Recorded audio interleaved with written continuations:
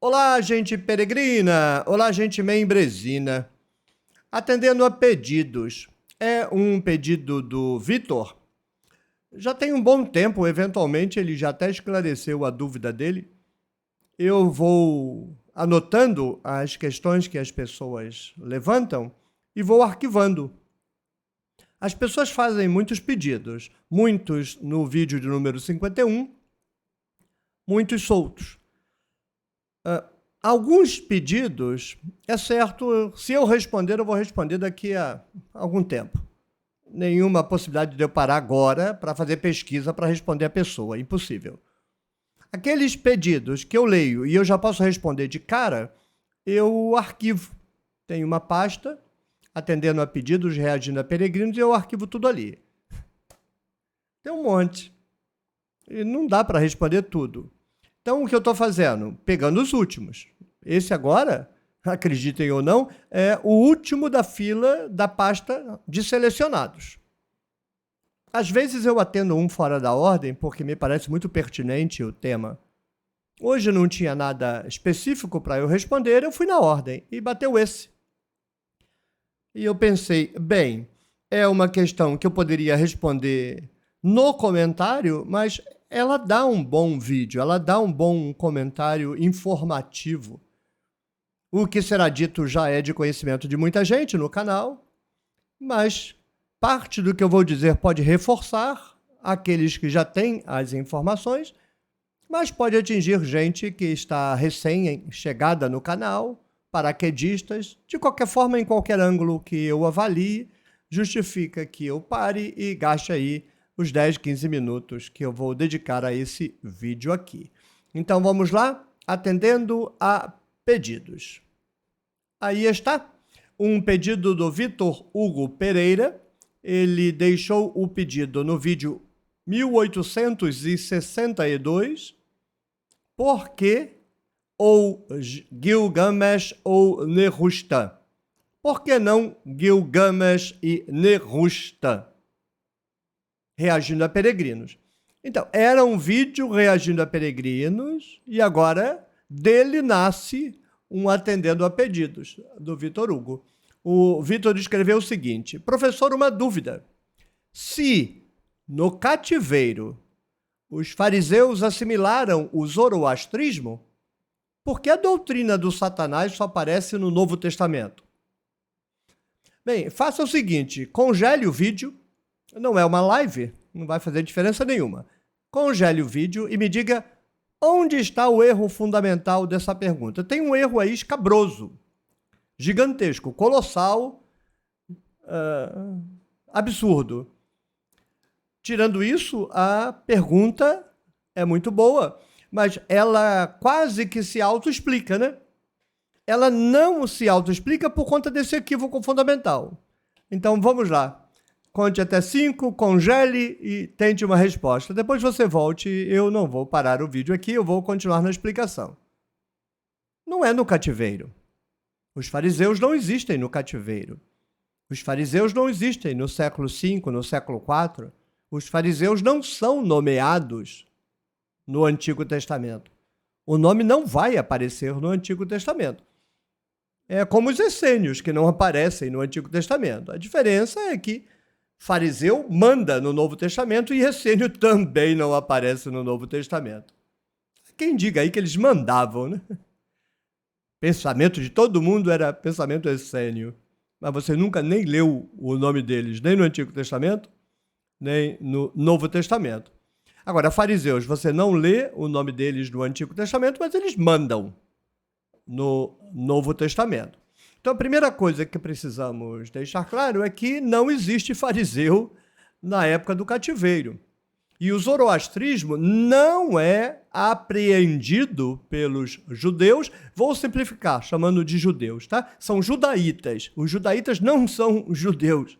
Não são os judeus de hoje. Não há nenhuma relação entre os judeus de hoje e os judeus da Bíblia. No cativeiro, nós estávamos no período babilônico. O zoroastrismo não é a religião babilônica. A religião babilônica é a religião politeísta, sacerdotal da Mesopotâmia. O zoroastrismo é a religião persa. E quando os persas emergem no cenário geopolítico do Antigo Testamento, acaba o cativeiro babilônico, os judaítas que estão lá na Babilônia são liberados. Vão enrolar lá por 20 anos e, finalmente, uma meia dúzia, se de fato os judeus eram, vão para Jerusalém e começa o processo de reconstrução institucional, os representantes da classe dominante legitimados pelo império. Mas, nesse primeiro momento, não há uma inculturação da religião zoroastrista. Há uma negociação, há, sim, uma observação à distância, mas a comunidade que retorna não retorna zoroastriana.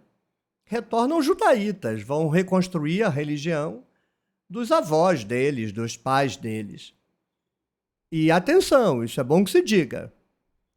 O grupo que vai para Jerusalém não vai ser submetido à influência zoroastriana. Não vai, porque esse grupo vai desenvolver uma teologia própria, uma teologia específica. Quem vai ser submetida à influência da religião zoroastriana, a religião dos persas, é a comunidade da diáspora.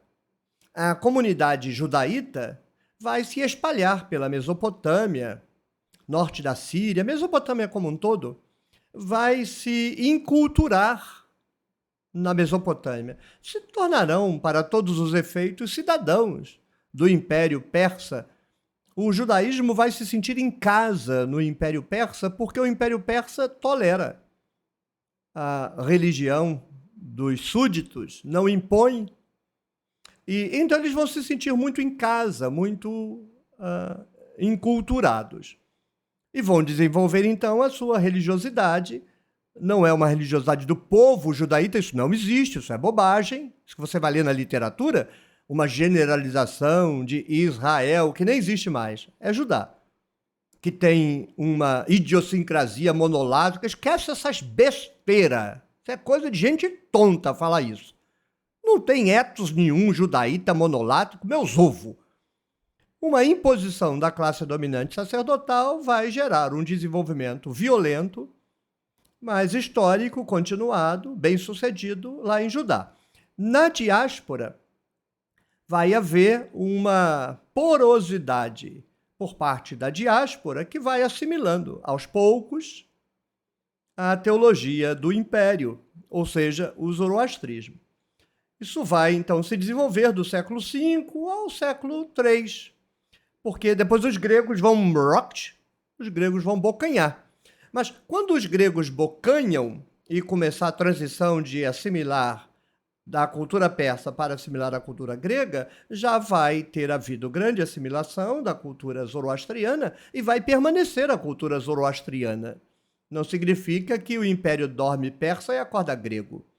Assim como o império vai dormir persa e acordar grego, mas continua persa, depois o império dorme grego e acorda romano, mas continua grego.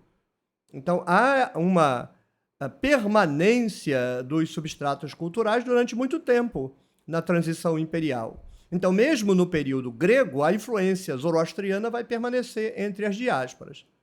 Nesse momento, no período grego, ele pode ter começado no período persa, mas era irrelevante ao ponto de nem ser mencionado no Antigo Testamento. Mas no período grego, final do período do Antigo Testamento, ou seja, antes do primeiro século depois de Cristo, então não podemos falar era cristã, antes da era cristã, as sinagogas vão se desenvolver, o farisaísmo vai se desenvolver. Eu já disse aqui no canal que eu sou partidário da tese de que a palavra fariseu não tem nada a ver com puritanos, Hassidim, essas bobagens aí da tradição.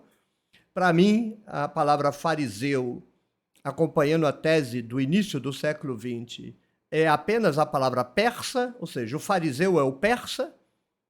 Não digo que era gente persa, eu digo que eram judeus que incorporaram tanto a cultura persa, que eram chamados de os persas, né? O partido dos persas, os judeus persas, coisas desse tipo. Então, esses judeus assimilaram tanto a cultura persa que importaram para a sinagoga praticamente o zoroastrianismo inteiro. 70% da sinagoga é zoroastrianismo. 70%.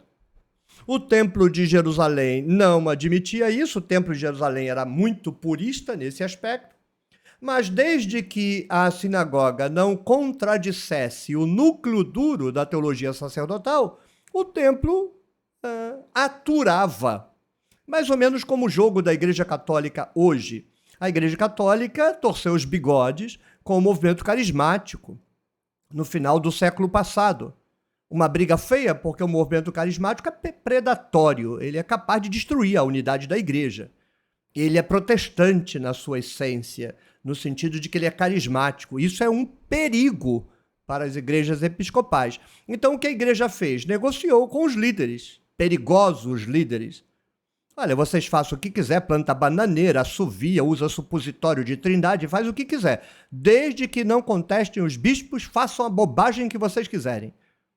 Então, o movimento carismático fica na bobagem dele, mas obedece, pelo menos na aparência, aos líderes, e a igreja não fragmenta. O que os protestantes não conhecem, porque tudo tem o Deus na barriga, né? Porque você tem um monte de igreja protestante, porque um quer ser melhor do que o outro, um não respeita o outro, um é que sabe qual é a verdade divina, um bando de idiota. E aí fragmentaram totalmente a igreja, porque é tudo gente presunçosa, tudo gente arrogante, metida a enfiar a cabeça no fiofó divino e dando a falar besteira, e destruíram completamente o tecido cristão. A Igreja Católica, essa põe toda a sua energia na manutenção da unidade, custe o que custar. O Templo de Jerusalém fazia isso, era a mesma política. Gente inteligente, né? Tem o processo burro e o processo institucional inteligente. O processo protestante é burro. O processo institucional da Igreja Católica, mesmo do Templo de Jerusalém, é inteligente. Se ninguém de fora destruir, porque o Templo de Jerusalém foi destruído por fora. Por dentro ele permanece, porque ele vai negociar no limite a unidade. Então, o Templo de Jerusalém aceitava a sinagoga, na verdade aceitava qualquer grupo social que tivesse lá as suas particularidades, as suas idiosincrasias, desde que o núcleo duro fosse aceito pelo templo, pela comunidade. Então, a sinagoga aceitava a Torá, aceitava todas as doutrinas da Torá, todas, não negava nenhuma, e criava as doutrinas que não entravam em contradição. Então, a doutrina do diabo não entra em contradição. É a doutrina de um anjo que desce do céu para fazer sexo com as mulheres. Isso não entra em contradição com a Torá. Inclusive está na Torá, Gênesis 6, de 1 a 4. Então, deixa-la para lá. É a partir dessa doutrina, que não é uma invenção dos fariseus, certamente adotada pelos fariseus. Na verdade, a gente não sabe quem inventou. Ela está no livro de Enoque. É Enoque quem inventou aquilo, ele aprendeu aquilo na sinagoga. Enoque, eu digo o autor do livro, porque não é Enoque que escreveu nada. Quem escreveu o livro de Enoque, onde está a doutrina do diabo antiga, né? Que vigorou em todo o Novo Testamento, até que Orígenes, no século II, mudasse tudo. Essa doutrina não vai contraditar nenhuma doutrina da Torá, e ela foi aceita. Não era Satanás, porque a palavra Satanás não é um nome. Os diabos recebem nome na tradição pré-cristã. No livro de Enoque há um monte deles, Seniasa, mas tem um monte de outros. E a sinagoga aceita os demônios. Quando chega no Novo Testamento, quando você adota a língua grega, a palavra Satã é helenizada, Sataná, vai virar Satanás, em língua portuguesa, e ele acaba sendo personificado, assim como Elohim, que não é nome, vira nome, Sataná, que não é nome, vira nome. É um processo da cultura, né? E no Novo Testamento você vai encontrar diabo em todo quanto é canto. Quando você abre uma Bíblia, no Antigo Testamento não acontece nada. Quando você abre o Novo Testamento, sai 319 diabo por versículo. Porque tem diabo em todo canto. Porque aí uma proliferação da mística, da espiritualidade, da religião no primeiro século, porque é um período de opressão absurda. Os judeus são totalmente oprimidos por Roma e as opressões não são lidas politicamente. Aqueles que liam os processos de modo político eram considerados revolucionários e perseguidos por Roma, mas se você fizesse explicação sobrenatural e se submetesse, tanto faz. Então a doutrina do diabo vai proliferar, vai multiplicar. Em cada página do Novo Testamento você vai encontrar Satanás, porque ele é alimentado pelas periferias, por exemplo, o judaísmo enoquita, pela sinagoga, não é divulgado pelo Templo de Jerusalém, mas o Templo de Jerusalém não é centro de divulgação de doutrina, porque é um fóssil vivo, né? As doutrinas do templo são fechadas, decididas desde o início da fundação da Torá, depois do período do cativeiro, a partir do século V, e não vai ter invencionice, mas vai ter invencionice para todo canto. Então, o Novo Testamento expressa o desenvolvimento da demonologia de origem zoroastriana e desenvolvida no judaísmo de periferia, enoquita, farisaico, em oposição a, tanto de um lado, ao Templo de Jerusalém, que não se metia, desde que eles aceitassem as doutrinas propostas pelo templo, tanto quanto o desenvolvimento histórico. Então, quando você abre o Novo Testamento, Satanás impera. Por quê? Porque foi posto ao lugar de império, tanto pela periferia enoquita quanto pela sinagoga, para desespero do Templo de Jerusalém, que, no entanto, fez as contas e, deixa. É como Paulo, olhando a língua estranha lá em Coríntios. Deixa. Não vai dar nada nisso aí não, pode deixar. O templo também olhou para isso e deixa, não vai dar nada mesmo. E não dá mesmo, né? Não fede nem cheira, não serve para nada. É uma explicação mística, mágica, que não gera nenhuma consequência social de concreto. Controla, manipula as pessoas, mas não gera transformação nenhuma, não altera o regime, não conspira contra as autoridades, né? É alienação para histéricos. E funcionou. Aí o Templo de Jerusalém é destruído, sobrevive justamente a sinagoga que abraçava essas teologias, o cristianismo engole isso aí como a baleia que engoliu Jonas, e a gente vê o circo de Satanás sendo encenado na casa de Deus até hoje. Então não é no cativeiro babilônico, é no pleno império da Torá que o zoroastrismo entra, porque um valente maior entra na casa do valente e o amarra. Né? Adiantou nada aquele Yahvé carrancudo no Templo de Jerusalém. As heresias entraram, sobreviveram sob o olhar desconfiado do poder. O poder foi para o beleléu e a heresia virou verdade de pastores de terno de 10 mil reais e crentes alucinados com os anjos que viraram demônio. Muito bem, Vitor, eu espero que eu tenha respondido a sua questão. Eu vou insistir, eu poderia ter respondido isso com uma linha, né?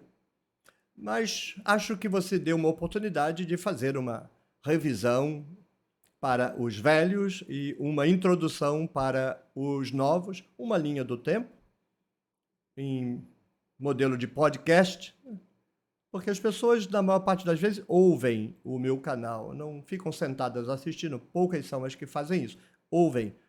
E eu, ciente disso, procuro fazer vídeos que possam ser usufruídos assim, né? De orelha. Quanto menos os olhos você precisar usar, melhor para você. E também muito útil para o canal, porque você pode assistir e aprender o que eventualmente pode aprender trabalhando, caminhando, fazendo as coisas que você faz no seu dia. Você aí trabalhando, eu aqui trabalhando, nós dois nos ajudando nesse mundo muito louco. Viva a tecnologia.